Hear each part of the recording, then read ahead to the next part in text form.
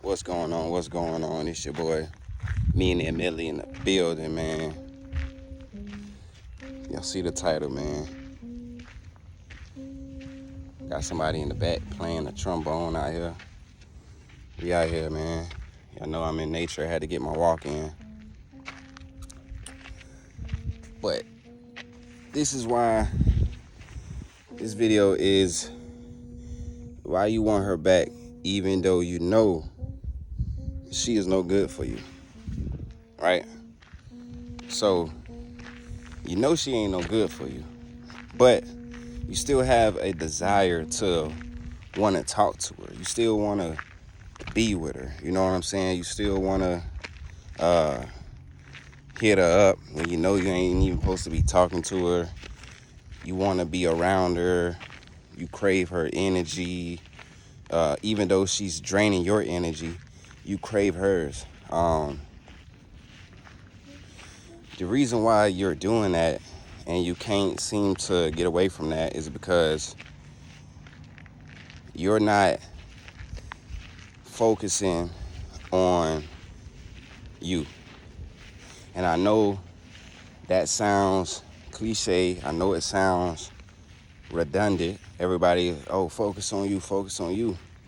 But when you really sit down, and break it down and really look into it, you really understand what it means to focus on you. So focusing on you doesn't mean, just the surface level. Oh, I'm just gonna do me. Yeah. That's focusing on you.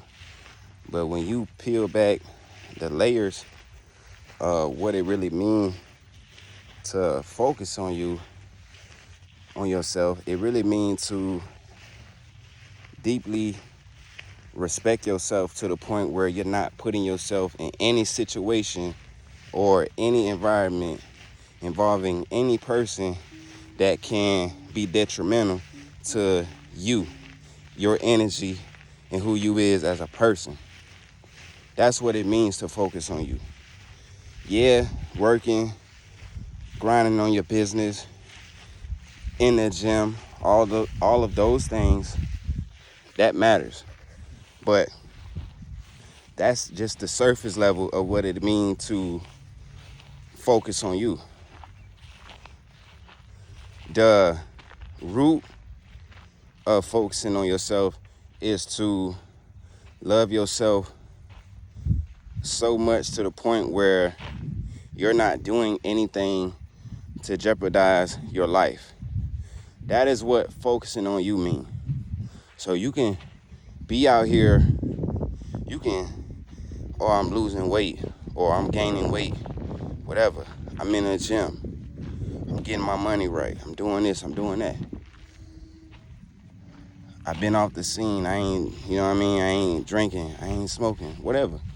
All that, that matters. However,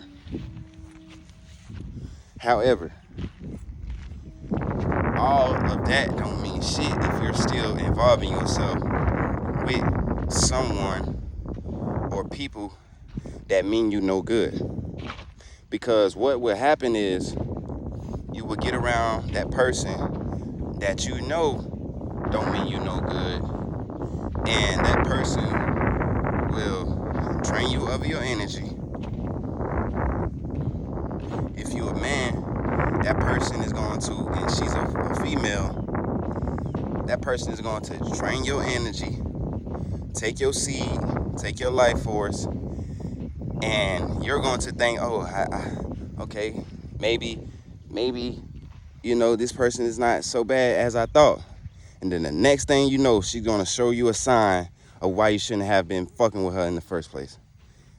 And then you're going to feel sick. You're going to feel like, damn, why the fuck did I do that? Now, look at this beautiful butterfly. I really love nature, bro. Like, this ain't no gimmick. We grew up in nature, bro. Like, we was always outside. Riding bikes, climbing trees, like getting into it. You know what I mean? But back to the subject. you're gonna feel stupid. Once she take your energy and show you that she ain't shit and show you the reason why you stopped talking to her in the first place, you're gonna feel like you're gonna feel worthless, because what I said, you didn't uphold yourself to a certain respect. Not intertwining with someone or not coming around someone who you know is not good for you shows a certain level of respect for yourself. It shows that you have character, dignity, and you're not easily persuaded, right? So I want you all to focus on you, focus on yourself. I feel like how I felt in 2020. Like I'm starting to get that feeling back where when I was in beast mode for real. Like I was learning a new skill. I was always outside in nature. I was just getting out of a toxic situation. Like I was doing all of those things and I felt great, but at the same time, none of that shit mean nothing. It meant nothing because I was still indulging myself in things that I shouldn't have been indulging myself in. You see what I'm saying? So the self-work, the improvement, for the most part, was good, but I still was falling back into my old ways because it's a battle. When you're trying to better yourself, you're literally battling your lower self, trying to escape to your higher self, but your lower self won't let you go. This is the battle when you telling yourself, all right, I'm gonna go 10 days without smoking, and you can't make it past 3. That's the battle right there. That's when you should have a look in the mirror and say, damn, I can't go 3 days without smoking. That's when you know it's a problem. When you tell yourself, oh, I'm gonna go 20 days without having sex, 30 days without having sex, and you can't make it past 2 days, you can't make it past 3 days, that's when you know it's a problem. You know what I'm saying? And that's when it's gonna be time for you to figure out if you wanna handle the problem or if you wanna let the problem continue to be a problem. But understand, when you have a problem and you let the problem continue to grow, it never just stays the same. A problem always become a bigger problem. Understand that. You know what I'm saying? Understand that. If you see it as a problem, it's always going to become a bigger problem for you. Right now, it might be a little low-level problem, like, oh, I can't stop smoking, okay. But you might come across a great opportunity, right? And that opportunity might cause you to have to take a drug test or something. You might say, oh, I can go get my piss clean or whatever, but you might be in a position where you can't, where it won't happen for you. That drug test is that day. You come into an opportunity that day. And because you couldn't will yourself off of, those substances, now you just missed out on a great opportunity that could have changed your life for a lifetime. I ain't talking about no small opportunity. I'm talking about a big opportunity that could have blessed you and your family. You know what I'm saying? But that's what I mean about a problem becoming a bigger problem. So if that person that you're still going back to, it's starting off small, like, okay, every time I know I'm not supposed to be with this person, I know I'm not supposed to be dealing with this person, but every time I get around this person, it's cool for the moment, but then something always happens. That's a small issue. It's going to be something that happens very big that's going to make you understand, like, okay, damn, like, this is why I wasn't supposed to be with this person. I'm not going to say what it is that's going to happen because I don't know. And I really don't want to put that into a scenario because I really understand that my words are powerful and I don't want to put that on y'all. You know what I'm saying?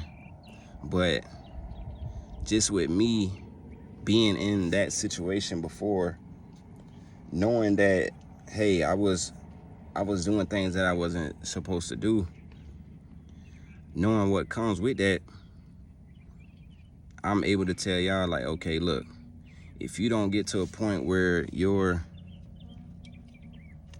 will is strong enough that you are able to let go of the things that are not benefiting you in a positive way, it's going to become a problem.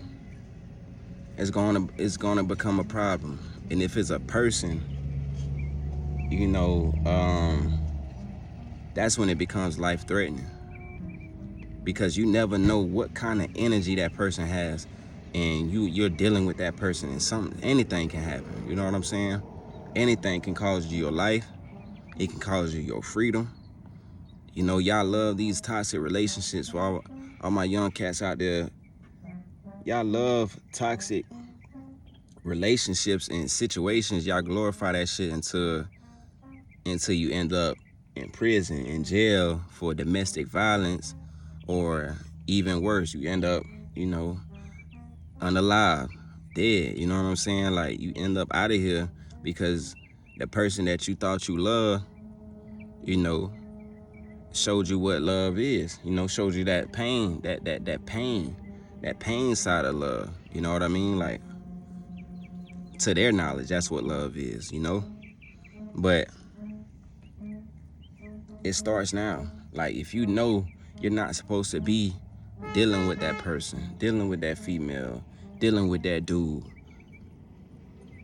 today is the day you cut them off. And I would say you don't gotta cut them off completely out of your life, but at the same time, you do, because they will always find their way back to you. You know what I mean? So if you have to, just cut them off slowly. You know, cut them off slowly. But don't, even if you don't cut them off all the way, don't put yourself in a situation where you have to give up a part of you in order to fulfill a part of them. All right? Yeah, have a good one, man. I'm going.